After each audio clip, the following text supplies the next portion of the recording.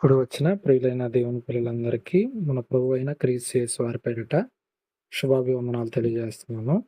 మరి ఇప్పటి వరకు నడిపించిన సహోదరి, అలాగే పాటల యందు, ప్రార్థన యందు దేవుని మహింపరిచిన ప్రతి వారికి కూడా ధన్యవాదాలు. మరి ఈరోజు విలువైన దేవుని మనస్సులో ఉన్న మాటల గురించి ఆలోచించే ప్రయత్నం చేద్దాం. చాలా కీలకమైన విషయాన్ని మరి అపోస్తలుడైన పౌలు గారు ఈ మాటల్లో రాయించటం జరిగింది. బైబిల్‌లో ఏ ఒక్క చిన్న మాటను గూడా ఇది మనకవసరం లేదు అని అనుకోటానికి లేదు. ప్రతి ఒక్క చిన్న పదము కూడా మనకు జీవితాలకు ఎంతో ఉపయోగకరమైన మాటలను దేవుడు అందిస్తాడు. ఇది చిన్నదేలే పక్కన పెట్టేయొచ్చు అనుకోటానికి ఏదీ లేదు. 66 పుస్తకాలతో కూడిన ఈ పరిశుద్ధ గ్రంథంలో ప్రతి ఒక్క మాట గూడా మనం ఎలా దేవుని దగ్గరకు చేరుకోవాలి అనే ఒక విలువైన సారంతో రాయబడింది ఈ మాటలన్నీ కూడా. చాలా బావుంటది. ఈరోజు మీరు చాలా మా ఆధ్యాత్మిక జీవితానికి చాలా ఉపయోగపడే విధంగా దేవుడు రాయించాడు అని మీరే అనుకుంటారు మీ మనసులో. ఆ విషయాన్ని ఈరోజు మనం ఆలోచిద్దాం. ఒకసారి రోమాపత్రిక 5వ అధ్యాయం ముందుగా మనం చదువుకుందాం కొద్ది మాటలు. అందరూ కూడా మీ బైబిల్‌లో జాగ్రత్తగా మీ బైబిల్‌ని పరిశీలించి ఈ మాటలను గమనించండి. రోమాపత్రిక 5వ అధ్యాయం ప్రారంభ వచనం. కాబట్టి విశ్వాస మూలమున మనము నీతిమంతులుగా తీర్చబడి, కాబట్టి అంటున్నాడంటే దీని ముందు ఏదో చెప్పాడు. కాబట్టి అంటున్నాడంటే దీని ముందు కొన్ని మాటలు చెప్పాడు. ఏం చెప్పాడు 4వ అధ్యాయంలో ఇదివరకు చదువుకున్నాం గదా! అబ్రహాం గారు 100 ఏళ్ల వయసుతో ఉన్నాడు. శారా గారు 90 ఏళ్ల వయసుతో ఉన్నారు. వాళ్ళు మృతతుల్యమైనట్టు, వాళ్ళ దేహాలు మృతతుల్యమైనట్టు. మృతతుల్యమైనట్టు అంటే ఇదివరకు నేను సైంటిఫికల్‌గా గూడా కొన్ని మాటలు చూయించాను. ఏందంటే మృతతుల్యం అంటే వాళ్ళకు పిల్లలు పుట్టే అవకాశం లేదు. స్త్రీలకు బాగా తెలుసు. స్త్రీలకు ప్రతి నెల జరిగే ఋతు కార్యక్రమం అనేది వాళ్ళకి ఆమె శారా గారి జీవితంలో ఆగిపోవటం జరిగింది. ఇంకా ఆమెకి ఋతు కార్యక్రమం అనేది ఇంక లేదు. అది అయిపోయిందంటే ఇక అండం అనేది ఉత్పత్తి అవ్వటం ఇంక జరగదు. ఇంక పిల్లలు పుట్టే అవకాశం ఇంక లేదు ఆమె జీవితంలో. అలాంటప్పుడు ఏ స్త్రీ అయినా ఇదిగో ఒకాయనొచ్చి దేవుడు నీకు ఇదిగో ఒక గర్భఫలాన్ని ఇస్తాడు. గర్భఫలం ద్వారా ఇదిగో ఆకాశ నక్షత్రాల్లాగా, ఇసుక రేణువుల్లాగా నేను చేస్తానంటే ఎవరైనా నమ్మగలరా? మన జీవితంలో ఇదిగో దేవుడు పలానా పని చేయి, దేవుడు నిన్ను ఉన్నతంగా చూస్తాడు అంటేనే మనం నమ్మలేం. ఎందుకు మొన్న ఉదాహరణ ఒక చిన్న మాటని చెప్పాను. ఏందంటే, ఏమి తిందుమా? ఏమి త్రాగుదామా? ఏమి ధరించుదామా? అని వీటి గురించి మీరు చింతించకండి. ఆటన్నిటిని కూడా మీ తండ్రి చూసుకుంటాడు. ఒక తండ్రి తన పిల్లల కోసం ఏం తినాలి, ఏం తాగాలని ఇంట్లో పోషణ గురించి ఆలోచించడా? అలాంటప్పుడు ఈ లోక తండ్రుల కంటే ఉన్నతమైన తండ్రి కదా మన తండ్రి, పరలోకపు తండ్రి. ఆయన ఏం చెప్పాడు? నా నీతిని, నా రాజ్యాన్ని వెతకండయ్యా! వీటన్నిటిని నేను దయచేస్తాను. వాటి గురించి మీరు ఆలోచించమాకండి అని మన తండ్రి చెప్పాడు. ఆ తండ్రిని మనం నమ్మం అయినా గూడా. అలాంటి చిన్న చిన్న వాటిని మనం నమ్మనప్పుడు, శారా గారు ఆమెకి మృతతుల్యం అయిపోయింది. అబ్రహాం గారిని చూస్తే ఒరేయ్! ఈడు ముసలోడు, ఈడేం కాపురం చేస్తాడులే అని ఆమె కూడా అనుకునిద్ది. ఏందేముందిలే ఈయనంతా గూడా అయిపోయింది. ఇంక సర్దుకోవటమే. మనం ఎప్పుడెప్పుడు ఆ! ఏదో అంటారు గదా! కాటికి కాలు జాపున్నామని. అంటే ఎప్పుడు పోవాలా అని సిద్ధపడి ఉన్న ఏజ్‌లో దేవుడొచ్చి ఆకాశ నక్షత్రాల్లాగా, ఇసుక రేణువుల్లాగా నీ సంతానాన్ని చేత్తామంటే నవ్వుకోరా వాళ్ళు? అలాంటి సిట్యుయేషన్‌లో మరి అబ్రాహాము గారు నమ్మారు. శారా గారు నమ్మారు. దానిని గురించి 4వ అధ్యాయంలో ప్రస్తావించబడింది. అలాగే యేసుక్రీస్తు వారిని గూడా మనం ఎలా నమ్మాం? ఆయన సిలువ వేయటం మనం చూడలేదు. కొరడాలతో కొట్టటం మనం చూడలేదు. ఉమ్మి వేయటం మనం చూడలేదు. బాహాటంగా అవమానించటం మనం చూడలేదు. కానీ మనం నమ్మాం. ఏందంటే ఇది? విశ్వాసం 5వ అధ్యాయం ప్రారంభవచనం. కాబట్టి విశ్వాస మూలమున మనము నీతిమంతులుగా తీర్చబడి క్రీస్తు వారిని మనం నమ్ముకున్నాం గదా! క్రియల మూలంగా ఎవరు నీతిమంతులు గాదు. మనం ఏదో గొప్ప గొప్ప క్రియలు జేసి గాదు. 4వ అధ్యాయం ఇంకా ముందు మనం చదువుకొనొచ్చిన మాటలేందంటే, పని జేయకుండా ఎవడన్నా డబ్బులిస్తాడా? పని చేయకుండా భక్తిహీనులని అంటే మనం ఇంకా పాపులమై ఉండగా దేవుడు యేసుక్రీస్తు వారు మన కోసం ప్రాణం అర్పించాడు. పాపులై ఉండగా, ఇంకా పాపులుగా ఉండంగా ఎవరు అబద్ధాలు ఆడడం చెప్పండి? ఎవరు దొంగతనాలు చేయట్లేదు. ఎవరు వ్యభిచారాలు చేయట్లేదు. ఇలాంటి వాళ్ళ కోసం ఆయన నమ్ముకున్నాడని జెప్పి, అలాంటి వాళ్ళందరి కోసం వాళ్ళందరిని క్షమించటానికి, వాళ్ళందరినీ ఆయన రక్తంతో కడగటానికి ఆయన బలిగా అర్పింపబడి, ఆయన మన కొరకు ప్రాణాలు పెట్టాడు. అలా అని జెప్పి పాపులుగా ఉన్నారని జెప్పి ఇంకా పాపులుగానే బ్రతకండని గాదు. వ్యభిచారమందు పట్టబడిన స్త్రీ తీసుకొచ్చాడు. మరలా ఈ పాపం చేయమాకమ్మా అని జెప్పి క్షమించాడు తప్ప, నువ్వు చేత్తా ఉండు నా రక్తం కడుగుతా ఉండిద్దని గాదు ఉద్దేశ్యం. కాబట్టి విశ్వాస మూలముగా మనం నీతిమంతులుగా తీర్చబడ్డాం. ఏ క్రియల మూలంగా మనం నీతిమంతులుగా తీర్చబడలేదు. అంటే మనం గొప్ప పురుషులము, గొప్ప స్త్రీలము, గొప్ప వ్యక్తులమని మన పాపాలను దేవుడు క్షమించలేదు. ఎందుకంటే మనుషుల్లో కొంతమందికి అతిశయం, గర్వం ఉంటది. నేను గొప్పగా బ్రతికాను కాబట్టి నేను పాపాలు కడుక్కున్నానని. అదేం కాదు. అందరం గూడా పాపులమే. అందరం అందరం కూడా ఆయన ఎదుట పాపము జేసి దేవుడు అనుగ్రహించిన మహిమను పొందలేక పోగొట్టుకున్న వాళ్ళమే. కానీ దేవుడు మనల్ని పరిశుద్ధులుగా తీర్చాడు, నీతిమంతులుగా తీర్చాడు.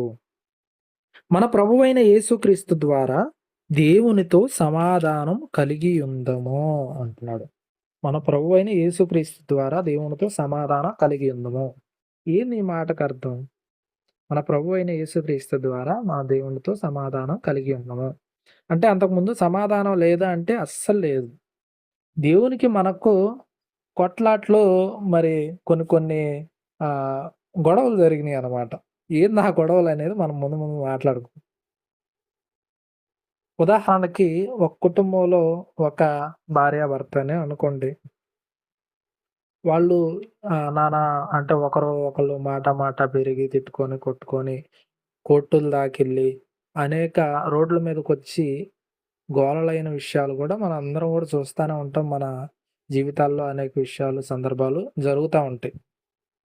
ఎవరో ఒకళ్ళు పెద్ద మనిషి, వాళ్ళ బంధువుల్లోనో ఎవరో ఒకళ్ళు మంచివాళ్ళో, ఒరేయ్! ఈళ్ళిలా అయిపోవటం ఏంది అని ఓర్చుకోలేక వచ్చి అటు భార్యతో మాట్లాడిన వాళ్ళుంటారు. ఇటు భర్తతో మాట్లాడి ఇద్దరిని ఒక దగ్గర కూర్చోబెట్టి, "అమ్మ నువ్వు గొప్పదానివే. నువ్వు ఎందుకు ఇలా జేస్తున్నావు? నీ కుటుంబం రోడ్ల పాలవుతది. అది నీకు సంతోషమా?" చాలామంది పిల్లల్ని బట్టి, "ఇదిగో నీకు పిల్లోడున్నాడు గదా! పసివోడు. ఇదిగో 1 సంవత్సరం, 2 సంవత్సరాలు. వాడిని చూసి నువ్వు ఓర్చుకో. భర్త ఏమన్నా అన్నాడా? కొంతకాలం ఓర్చుకో. ఆ పిల్లోడి కోసమన్నా మీరు వాడు పెరిగి పెద్దోడైతే వాడు సొసైటీలో ఏమని చెప్పుకుంటాడు? తండ్రి ఎవరంటే తండ్రి ఏమయిందంటే ఏమని చెప్పుకుంటాడు వాడు? చాలా హీనంగా మాట్లాడతారు గదా సమాజం. కాబట్టి కొంచెం ఓర్చుకోమ్మా భర్త లేకుండా బయట నువ్వు ఆ! సమాజంలో అనే మాటలు నువ్వు తట్టుకోలేవు" అని ఆమెకు చెప్తాడు. భర్త దగ్గరికెళ్ళి, "ఇదిగో భార్య, ఒరేయ్! నీ భార్య లేకపోతే నీకు ఇంట్లో వాళ్ళే నీకు విలువే లేదు. బయటోడు నీకేం విలువిత్తాడురా? కొంచెం అర్థం చేసుకొని, ఓర్చుకొని, సర్దుకొని పొండని" చెప్పి దీన్ని సమాధానపరచటం అంటారు. అంటే ఇద్దరిని కూర్చోబెట్టి వాళ్ళని సమాధానపరచటం, ఈళ్ళని సమాధానపరచటం. బైబిల్‌లో మత్తయి సువార్తలో దీని గురించి రాయబడిన మాటేందంటే, సమాధానపరచువారు ధన్యులు అంటున్నాడు. సమాధానపరచువారు ధన్యులు. చాలామంది ఏందంటే సమాధానపరిచేవాడు ఉండడు. గొడవలు పెట్టేవాడే ఉంటాడు. నిన్ను అలా అన్నాడా? అలాంటోడితో ఇంకా నువ్వు కాపురం చేత్తన్నావా? నేనైతే వాడిని ఏదో ఒకటి చేసేవాడిని. నేనే లేదంటే ఊరేసుకొని చచ్చిపోయేదాన్ని అని చెప్పి ఇంకా రెచ్చగొడుతుంటుంటారు. అలాంటోడితో కాపురం చేయొచ్చా? అలాంటోడితో కాపురం చేసి నువ్వు కాబట్టి చేసావు. నేనైతే ఏదో ఒకటి చేసేవాడిని అనేవాళ్ళు కూడా లేకపోలేదు చాలామంది. సమాధాన పరిచేవాళ్ళు కాదు. గొడవలు పెట్టేవాళ్ళు ఎక్కువ సొసైటీలో. కాబట్టి ప్రియులారా, మనం ఎలా ఉండాలంటే దేవుని జ్ఞానం నేర్చుకున్న వాళ్ళం. ఒకడికి మేలు చేయనెరిగి ఉండి కూడా మనం మేలు చేసే అవకాశం ఉండి కూడా అలా చేయకపోవటం కూడా పాపం అంటున్నాడు. ఈ మాటలు చెప్తే మనం చెప్పే అవకాశం ఉంది. వాళ్ళు చెప్తే ఇని మారొచ్చాము. కానీ మనం చేయకుండా మనకెందుకులే అని తప్పించుకోవటం కూడా తప్పే. కాబట్టి ప్రియులారా, మనం ముందు మన కుటుంబంలో గాని, మన బంధువులు గాని, మన స్నేహితులు గాని ఎవరన్నా ఉన్నా కూడా మనం ఈ మాటలు దేవుని మాటలు సమాధానపరిచే మాటలు మనం మాట్లాడాలి. కాబట్టి చాలామందేందంటే గొడవలు పెట్టే వాళ్ళుగానే ఉంటారు కుటుంబాలలో. అలాంటి జరిగినప్పుడు ఎన్నో వాళ్ళ జీవితాలు వాళ్ళంతట వాళ్ళే పీక్కున్న వాళ్ళయిపోయారు. అంటే గుణవతి అయిన స్త్రీ గురించి మరి సామెతల గ్రంథం 31 అధ్యాయంలో చెప్తది గదా! గుణవతంట తన ఇల్లును కట్టుకునిద్దంట. ఇంకా మరి గుణవతి కాని వాళ్ళేం జేస్తారంటే దాన్ని తన చేతులతోని పెరికి వేసుకుంటారు. మొత్తం గూడా చెల్లాచెదరు జేసుకుంటారు. కాబట్టి మన జీవితాలు అలా ఉండకూడదని దేవుడు ముందుగా మనందరి భవిష్యత్తును బాగుండాలని ఈ మాటలను దేవుడు రాయించటం జరిగింది. ఇక్కడేమంటున్నాడు? మన ప్రభువైన యేసుక్రీస్తు ద్వారా దేవునితో సమాధానం కలిగి ఉందుము అంటున్నాడు. మన ప్రభువైన యేసుక్రీస్తు ద్వారా. అంటే మనకు తండ్రికి మరి సఖ్యత లేదా అంటే చాలా చాలా మరి ఎడబాటనేది ఉంది. ఎందుకంటే మనమందరం గూడా మంచోళ్ళం గాదు గదా! దేవుడు పరిశుద్ధుడు. ఆయన కూడా పరిశుద్ధులు. ఆయన పిల్లలు పరిశుద్ధులుగా, నీతిమంతులుగా, భక్తిపరులుగా ఉండాలని కోరుకుంటాడు. ఏ తండ్రైనా అంతే గదా! ఒక తండ్రి తన పిల్లలు గొప్పవాళ్ళుగా నాలాగా ఉండాలని కోరుకుంటారు గానీ, వాడు బజార్‌న బడి ఎట్ట పడితే అట్ట తిరగాలని ఎవడు కోరుకోడు గదా! ఏ తండ్రి. మంచి కోరే ఏ తండ్రి, తల్లి గాని కోరుకోరు గదా అలా. మన తండ్రి గూడా ఏమని కోరుకుంటున్నాడంటే, నేను పరిశుద్ధుడిని. నా పిల్లలు గూడా పరిశుద్ధంగా ఉండాలని కోరుకున్నాడు. మనం అలా ఉండకుండా మొత్తానికి మురికి పూసుకున్నాము. మొత్తం గూడా కల్మషం పూసుకున్నాము. పాపం అనే జబ్బులన్నీ గూడా మనం పూసుకున్నాం. మన ఆత్మ అనేది కల్మషంతో నిండిపోయింది. మరి దీనంతటిని గూడా దేవునికి దగ్గర చేయాలంటే, సమాధానపరచాలంటే ఒక మధ్యవర్తి అవసరం.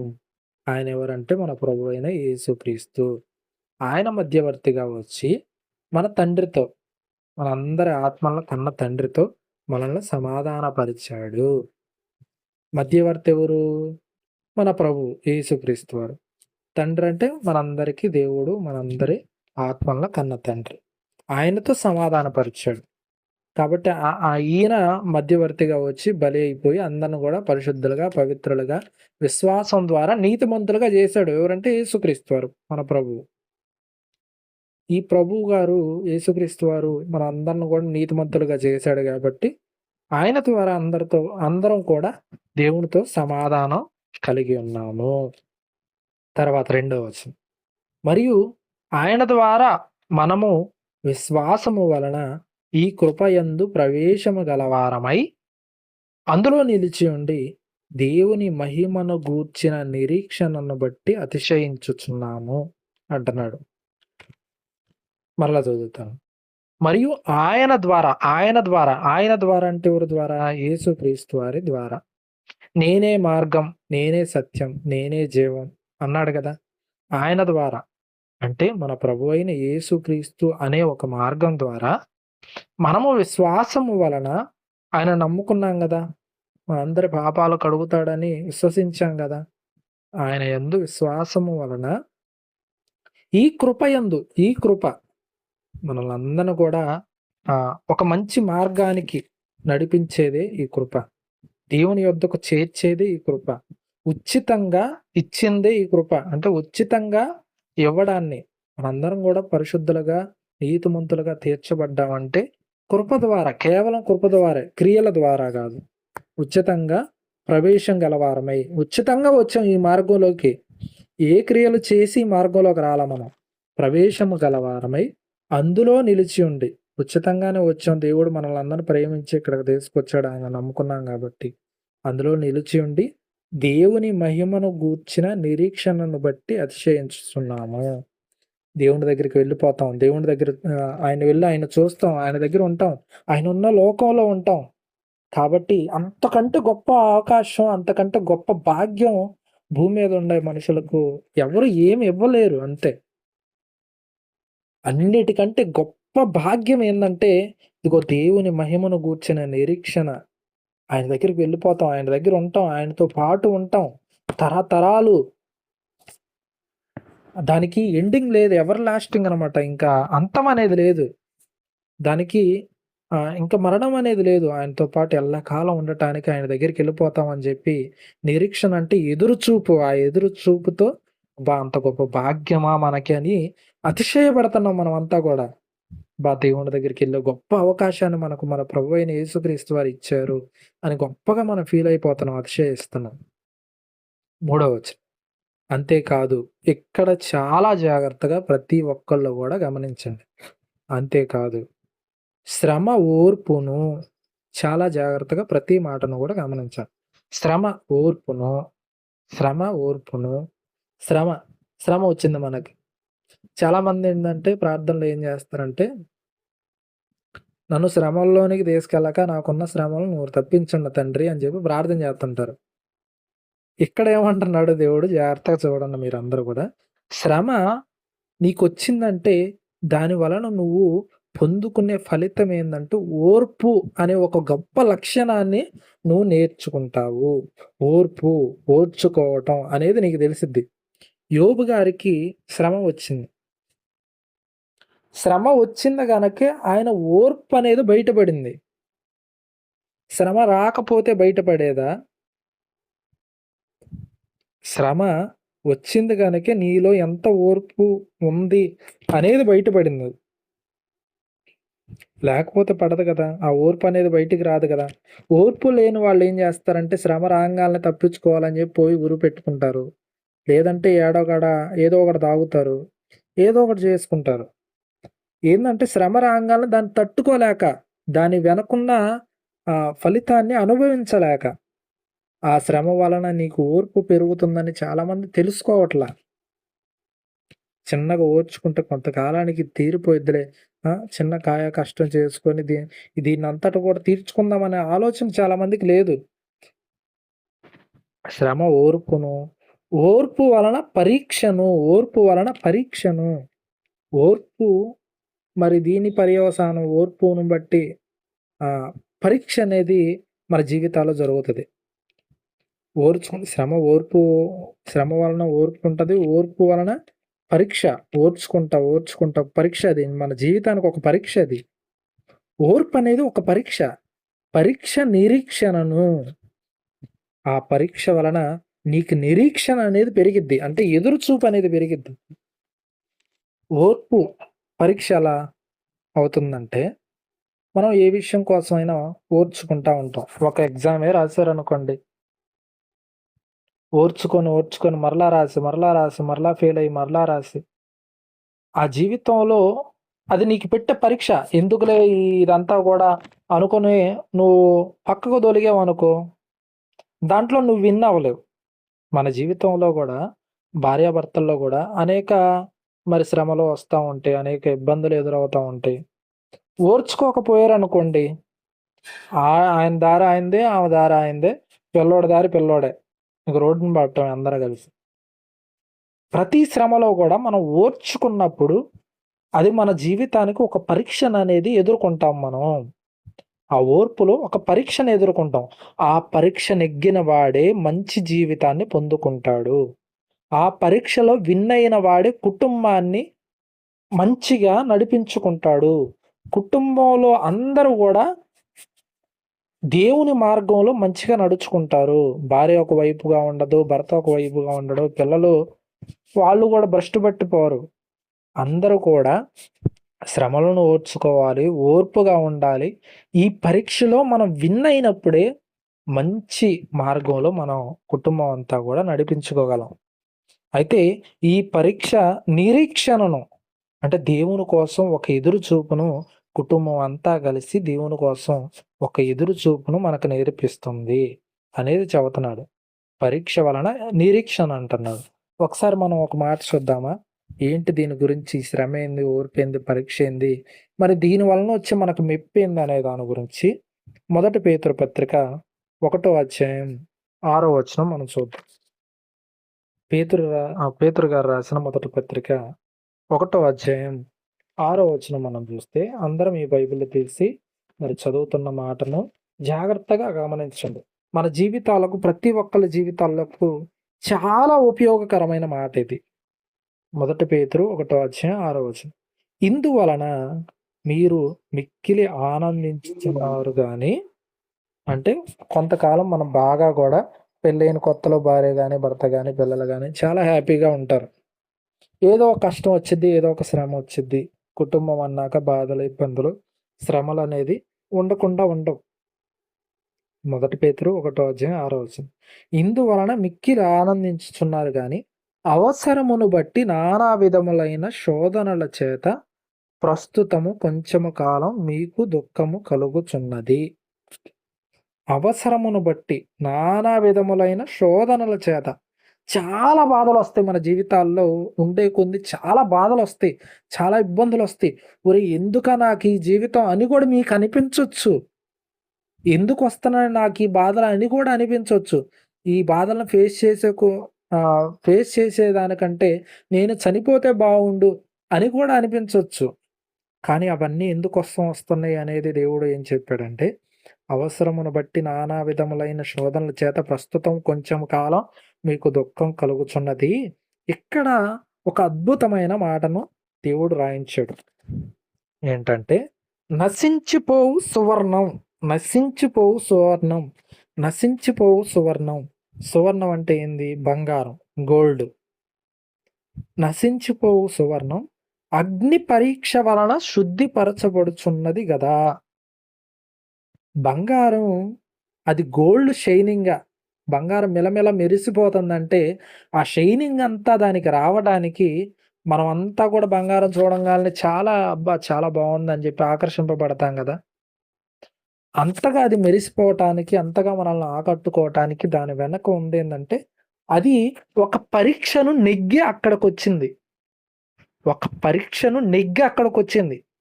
ఈ పరీక్షకు ముందు ఏముందని ఇందాక చదువుకున్నాం మాటల్లో. పరీక్షకు ముందు ఓర్పుంది. ఓర్పుకు ముందు శ్రముంది. ముందు శ్రమొచ్చిద్ది. తర్వాత దాంట్లో నువ్వు ఓర్పుగా ఉండాలి. ఆ ఓర్పులో నీకు పరీక్ష ఎదురవుతుంది. ఆ పరీక్షలో విన్ అయితే గదా నీకు ప్రతిఫలం కనిపిచ్చేది. అర్థమవుతున్నాయా నా మాటలు? నీకు ఒక పరీక్షొచ్చిందంటే, ఆ పరీక్షకు ముందు కొన్నుంటాయి. పరీక్షకు ముందు నీకు ఎగ్జామ్ ఉంటది గదా! ఈ ఎగ్జామ్‌కు ముందు ఏముంటదంటే శ్రమ. ఈ శ్రమ వలన ఓర్పనేదుంటది. ఈ ఓర్పులో పరీక్షొస్తుంది. ఆ పరీక్షలో నువ్వు విన్ అయినప్పుడే నీకు మంచి ప్రతిఫలం అనేది కనపడుతుంది. ఇక్కడేమంటున్నాడంటే, నశించిపోయే సువర్ణం. బంగారం నాకెందుకు వామ్మో! ఈ అగ్నిలోకి పోవాలా? దాంతో కాల్చుకోవాలా? నేనెళ్ళను అంటే అదసలు బయటకొచ్చేదా మెలమెల మెరిసిపోతూ? రాదు కదా! అది అంతగా గోల్డ్ షైనింగ్ అవుతూ మెలమెల మెరిసిపోతూ బయటకొచ్చిందంటే, ఈ సువర్ణం అగ్ని పరీక్ష అనేది ఎదుర్కొని బయటకొచ్చింది. దాని వలనే అంతగా మెరిసిపోతుందది.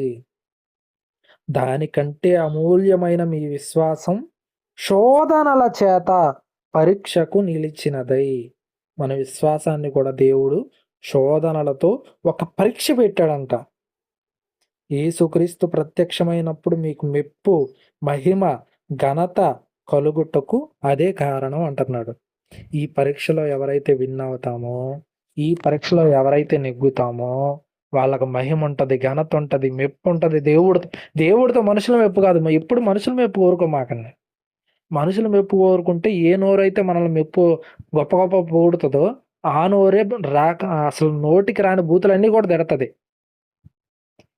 ఏ నోరుతో అయితే వాడు పొగిడాడో, ఏ నోరుతో అయితే గొప్పోడన్నాడో, ఏ నోరుతో అయితే మనల్ని కీర్తించాడో, ఆ నోరుతోనే మన గురించి అన్ని దూషణకరమైన మాటలన్నీ కూడా మాట్లాడతారు. ఆ మెప్పు కోరుకోమాకండి. దేవుడి మెప్పు కోరుకోండి. ఆయన కోసం బ్రతకండి. ఆయన కోసం మీరు జీవించండి. ఆ మెప్పు మీరసలు తట్టుకోలేరు. అంత మెప్పది. పొంగిపోతారు. నిజంగా ఆయన గురించి కొన్ని కొన్ని మాటలు కొద్ది కొద్ది రోజులు ఆలోచిస్తా ఉంటే, అయ్యో! నా తండ్రి దగ్గరికి ఎప్పుడెళ్ళాలా? ఎలా ఎళ్ళాలా? ఎన్ని పనులు జేయాలా ఆయన కోసం? ఇంకా ఎంత కార్యాలు జేయాలా ఆయన మెప్పు కోసం? అంతే గదండీ! మనం ఇప్పుడు మనిషి అనంగాల్నే ఏదో ఒక ప్రతిఫలం ఆశిస్తాం గదా! అలా మనం మనుషుల మెప్పు కాకుండా ఇదిగో దేవుని మెప్పు కోసం ఇదిగో నేను ఒక కార్యక్రమాన్ని నిర్వహిస్తాను. ఒక మీటింగ్ పెడతాను. ఇదిగో ఎక్కడైతే వాక్యం లేదో ఆ వాక్యంలో వెళ్ళి ఆ ప్రాంతానికి వెళ్ళి ఇదిగో ఎవరైతే చీకట్లో ఉండే ప్రజలందరూ కూడా దేవుని వెలుగును మనం నింపుదాము అని మనం అందరం కూడా ముందు మాట్లాడుకున్నాం గదా! ఒక కొత్త ప్రాంతంలో ఒక కొత్త ప్రాంతంలో దేవుని గురించి మనం అందరం ప్రకటించాలని మనం మాట్లాడుకున్నాం గదా! అది దేవుని మెప్పు. ఓకే.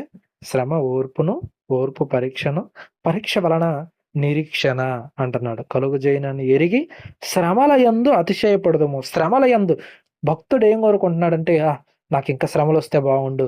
నాకింకా బాధలొస్తే బావుండు. నాకింకా కష్టాలొస్తే బావుండు. దాని వల్లనే అతిశయం అంట పౌలు గారికి. మనకి మనకు శ్రమలొచ్చినాయనుకో, తండ్రి అర్జెంట్‌గా నాకీ శ్రమను దూరం చెయ్యి తండ్రి అని చెప్పి తల బాదుకొని ఏడుస్తా ప్రార్థన చేస్తారు కన్నీళ్లతో. కానీ బైబిల్ ఏం చెబుతుందంటే ప్రియులారా, శ్రమల యందు అతిశయం. క్రైస్తవుడైనందుకు బాధ, బాధ, బాధ అన్నాడు. ఆ బాధను బట్టి మనం అతిశయించాలి తప్ప, ఈ కష్టాన్ని తీసేయి తండ్రి, ఈ శ్రమను తీసేయి తండ్రి అని చెప్పి, నీ చిత్తమైతే అని మళ్ళా అంటారు. అది ఆయన చిత్తం కాదని తెలుసు. కానీ నీ చిత్తమైతే అంటారు. హ్మ్. కాబట్టి ప్రియులారా, బైబిల్‌లో ఉండే ప్రతి మాటను గూడా మనం యేసుక్రీస్తు వారంతా ఆహ్, గొప్ప బాధలు మనం భరించట్లేదు గదా! ఆయనలాగా కొరడాలు కొట్టించుకోవట్లేదు గదా! ఆయనలాగా ఉమ్మూపించుకోవట్లేదు గదా! ఆయనలాగా బాహాటంగా అవమానపడలేదు గదా మనం. ఆయనంత గొప్ప పొజిషన్‌లో ఉండి గూడా ఇక్కడికొచ్చి ఎన్నో నీచమైన మాటలు, ఎన్నో పిడిగుద్దులు మనం తినలేదు గదా! సిలువ వేయించుకోలేదు గదా! అలాగే ఆయన దేహాన్ని ఆహ్, మొత్తం ముళ్ళతో గాని, కొరడాలతో గాని దున్నినట్టు మన దేహాన్ని ఎవరు గూడా దున్నట్లేదు గదా! మనమెందుకండి మనం చిన్న చిన్న వచ్చే ఇబ్బందులు, ఈ శ్రమలు, ఈ కష్టాలకు మనం భయపడాలి? చెప్పండి. శ్రమ ఓర్పును, ఓర్పు పరీక్షను, పరీక్ష వలన నిరీక్షణ. ఎప్పుడెళ్తామా దేవుని దగ్గరికి, ఎప్పుడు ఎళ్తామా దేవుని దగ్గరికనే ఒక ఎదురు చూపనేది అప్పుడే వస్తుంది మనకి. ఎందుకు ఈ జీవితంలో ఏముంది ఇదంతా గూడా వదిలిపెట్టి అర్జెంట్‌గా దేవుని దగ్గర నా తండ్రి దగ్గరికెళ్ళిపోవాలి. ఆయనతో ఉండాలి తరతరాలు. ఆయన దగ్గర ఉండిపోవాలా. అంతే అనేది ఎంతమంది మనం ప్రార్థన చేసుకోగలం? ఎంతమంది ఆయన కోసం ఆలోచించగలం? ఈ లోకంలో కష్టం వచ్చినప్పుడు, బాధొచ్చినప్పుడు, ఇబ్బందొచ్చినప్పుడు, తండ్రి ఇదంతా ఈ లోకంలో నాకు ఇయన్నీ గూడా గాదు తండ్రి. నీ దగ్గరకొచ్చేయాలి. అనేకులకు వాక్యం చెప్పి, అనేకులను మీ కొరకు నిలబెట్టి తొందరగా మీ దగ్గరకొచ్చేయాలి అని ఎంతమంది కోరుకుంటారు చెప్పండి? కోరుకోరు. అర్జెంట్‌గా తండ్రి వచ్చిన ఈ శ్రమని, ఈ కష్టాన్ని, ఈ బాధని, ఈ ఇబ్బందిని ఇయన్నీ కూడా తొలగిచ్చేయండి తండ్రి. యేసు నామంలో వీటన్నిటిని నా నుంచి దూరం చేయాలి అని చెప్పి మనమే దేవుడికి ఆర్డర్ చేస్తుంటాం. కాబట్టి ప్రియులారా అవన్నీ కాదు. అవన్నీ మన మేలుకే. మన తండ్రి మన మేలు కోరే ఇస్తున్నాడు. ఏ తండ్రైనా తన పిల్లల కోసం ఆ! ఒక తండ్రి చేపనడిగితే పామునిస్తాడా అంటాడు. ఏదన్నా పిల్లలు బహుమతులు అడిగారు. దానికంటే శ్రేష్టమైనదే మనం ఇవ్వాలనుకుంటాం. బట్టలు గాని, తిండి విషయంలో గాని, పుస్తకాల విషయంలో గాని, స్కూలు విషయం గాని, కాలేజీల విషయం గాని, అన్ని విషయాల్లో మనం వాడు బాగు కోరే, మేలు కోరే మనం ఆలోచిస్తా ఉంటాం. మన పరలోకపు తండ్రి, లోక తండ్రుల కంటే ఇంకా తక్కువగా ఆలోచిస్తాడా? ఇంకా గొప్పగా ఆలోచిస్తాడు గదా ఆయన. మనం ఇంకా గొప్పగా ఉండాలని కోరుకుంటాడు గదా! కాబట్టి శ్రమ, కష్టం, బాధ వచ్చిందంటే మన మంచి కొరకే. మన వేలు కొరకే. కాబట్టి శ్రమ ఓర్పును, ఓర్పు పరీక్షను, పరీక్ష నిరీక్షను కలుగజేయనని ఎరిగి శ్రమల యందు అతిశయం అంటున్నాడు. శ్రమల యందు నిజంగా మనం క్రైస్తవులు అయినప్పుడు శ్రమల్లో నాకు కష్టం వచ్చిందంటే, బాధొచ్చిందంటే అతిశయపడాలా, గర్వపడాలా. అమ్మో! నేను దేవుడు మంచి శ్రమను నాకిచ్చాడు. ఈ శ్రమలో నేను ఓర్చుకోవాలి. ఓర్పు వలన నా జీవితానికి ఇదొక పరీక్ష. ఈ పరీక్షలో నేను విన్ అయితే మంచి ప్రతిఫలాన్ని నేను పొందుకుంటాను అని అతిశయపడాలి. కాబట్టి నెక్స్ట్ ఎందుకంటే ఈ నిరీక్షణ ఎందుకోసం అనేది చెబుతున్నాడు. నిరీక్షణ ఎందుకోసం? పరీక్ష వలన నిరీక్షణ వస్తది గదా! ఈ నిరీక్షణ అనేది ఎందుకోసం అంటే, ఈ నిరీక్షణ మనలను సిగ్గుపరచదు అంటున్నాడు. సిగ్గుపరచదు. ఎదురుచూపు. ఏ ఎదురుచూపైనా మనం ఎగతాళి అవ్వక తప్పదు. చాలామంది అనేక పరీక్షల కోసం, అనేక కుటుంబాల కోసం, భార్యల కోసం, భర్తల కోసం, స్నేహితుల కోసం, అన్నదమ్ముల కోసం ఎంతోమంది ఎదురుచూపులు చూస్తా ఉంటారు. మోసం చేసిపోతారు. ఈ లోకంలో ప్రతి వాడు గూడా మోసం చేసేవాడే. ఎవడు కూడా పక్కవాడికి మేలు చేద్దామా అనే ఒక మనసు ఉండదు చాలామందికి. వాళ్ళు నోరు తెరిస్తే ఇదివరకు మాటల్లో ఏం చదువుకొని వచ్చాం, వాళ్ళ నోరు అంట తెరిచిన సమాధి, వాళ్ళ గొంతు తెరిచిన సమాధి. అంతా కూడా మనల్ని లోపల పెట్టి కప్పెట్టేస్తారు అంతే. వాళ్ళ మాటలతోనే కప్పెట్టేస్తారు. ఆ సమాధిలో మనల్ని లోపలేసి మొత్తాన్ని ఇంకా మట్టి పోసేసి ఇంకా తలుపేసి తాళం వేసేస్తారు అంతే. మన జీవితం అంతతో ఎండ్ అయిపోద్ది దేనికోసం మనం ఎదురు చూసినా. కానీ దేవుని కోసం నువ్వు ఎదురు చూడు, దేవుని కోసం నువ్వు ఆలోచించు, దేవుని కోసం ఒక చిన్న పని చేసి చూడు, దేవుని కోసం ఒక గిన్నెడు చన్నీళ్ళు ఇచ్చి చూడు, దానికోసం నువ్వు ప్రతిఫలం తప్పనిసరిగా పొందుకుంటావు అన్నాడు. గిన్నెడు చన్నీళ్ళు ఇస్తేనే నువ్వు ప్రతిఫలం పొందుకుంటావు అని చెప్పి నీకు తండ్రి చెబితే, నువ్వు మంచి కార్యం దేవుని కోసం చేసి చూడు. ఏ ప్రాంతంలో అయితే ఆయన కోసం తెలియదో ఆ ప్రాంతంలో ఒక కరపత్రం పంచి చూడు, ఒక సువార్త చెప్పి చూడు, ఆయన కోసం తెలియని వాళ్ళకి 2 మాటలు చెప్పి చూడు. తప్పనిసరిగా నీకు రావాల్సిన ప్రతిఫలాన్ని 100% దేవుడు నీ జీవితంలో 100 రెట్లు దేవుడు నీకు అందిస్తాడు. ఆ నిరీక్షణ, అంతకంటే గొప్ప నిరీక్షణ, దేవుడి దగ్గరికి వెళ్తాము అనే అంత గొప్ప నిరీక్షణ, అది నిన్ను సిగ్గుపరచదు, నిన్ను ఎగతాళి చేయదు. అది నువ్వు మంచి ప్రతిఫలం పొందుకుంటావు జీవితంలో. ఎవ్వరు ఇవ్వలేని, ఎవరు దక్కించుకోలేనంత గొప్ప అవకాశాన్ని, గొప్ప భాగ్యాన్ని నువ్వు పొందుకుంటావు. లోకంలో ఎవరిని నమ్ముకున్నా అంతా కూడా నిన్ను లోపల పెట్టి కప్పెట్టేస్తారు అంతే. నోరు తెరచిన సమాధి, వాళ్ళ పెదవుల కింద సర్ప విషం ఉందంట. వాడు నోరు తెరిచాడా పాంగ ఆటేసినట్టే నీకు. ఇంకా అయిపోయింది అంతటితో నీ జీవితం ఎండ్. ఇంకా సర్పం కాటేసి విషం చిమ్మిందంటే నువ్వేం బ్రతుకుతావు? ఇంకా అయిపోయింది అంతటితో నీ జీవితం అయిపోయింది, క్లోజ్ ఇంకా. కాబట్టి ప్రియులారా, దేవుని కోసం ఈ నిరీక్షణ, దేవుని కోసం మన పని ఏది కూడా వ్యర్థం కాదు. ప్రభువునందు మీ ప్రయాస వ్యర్థం కాదంటాడు 2 కొరింథీ పత్రిక. కాబట్టి ప్రభువు కోసమే మనం ప్రయాస పడదాం, ప్రభువు కోసమే మనం జీవిద్దాం. ఈ లోకంలో ప్రతిదీ కూడా గతించిపోయేదే, దాన్ని వదిలేసేయండి. ఈ లోకంలో ప్రతి దాని గురించి మీరు ఎక్కువగా ఆలోచించాల్సిన అవసరం లేదు. పైనున్న వాటినే వెతుకుదాం అన్నాడు భక్తుడు. దేని వెతకాల? మనం భూమి మీద ఉన్న మన జీవిత కాలంలో పైనున్న వాటి కోసం చెయ్యి. సేవకుడుకు నువ్వు మంచినీళ్ళు, నువ్వు భోజనం పెట్టు, మంచిగా ఆతిథ్యమి, మంచిగా నువ్వు ఒక కొత్త ప్రాంతంలో వెళ్ళి అక్కడ కరపత్రం పంచు, లేదా ఆ ప్రాంతంలో సువార్త ప్రకటించడానికి నీ వంతు నువ్వు సహాయం చేయి. లేదా ఎక్కడైతే దేవుని పిల్లలు కొంతమందికి వాక్యం లేక ఇబ్బంది పడుతూ, బాధపడుతూ, బంధింపబడి, పాపం అనే బానిసలు బంధింపబడి ఉన్నారో 2 మాటలు వాళ్ళకి చెప్పు. నీకు పోగైపోతుంది, కోట్లు కోట్లు కోట్లు పోగైపోతుంది. ఈ లోకంలో అయితే చెదలబెట్టిపోద్ది డబ్బంతా. ఆ లోకంలో దేవుడు సేఫ్గా అంతా కూడా నీ కోసం స్థలాలు సిద్ధపరుస్తున్నాడు, అంతా కట్టి పెడతాడు నీ కోసం. పెద్ద పెద్ద భవనాలే కట్టి పెడతాడు దేవుడు. నువ్వెప్పుడు ఎక్కడ చూడలేని అన్నీ కూడా నువ్వు చూడటానికి, ఇంకా ఆ లోకం కోసం నువ్వు నిరీక్షణ కలిగి ఉండు. నీ జీవితంలో అంతా కూడా నీ జీవితంలో మంచి చూస్తావు ఇంకా. కాబట్టి ప్రియులారా, ఈ నిరీక్షణ, దేవుని కోసమైన ఈ నిరీక్షణ నిన్ను సిగ్గుపరచదు, నిన్ను ఎగతాళి చేయదు, అది నువ్వు మోసపోవు.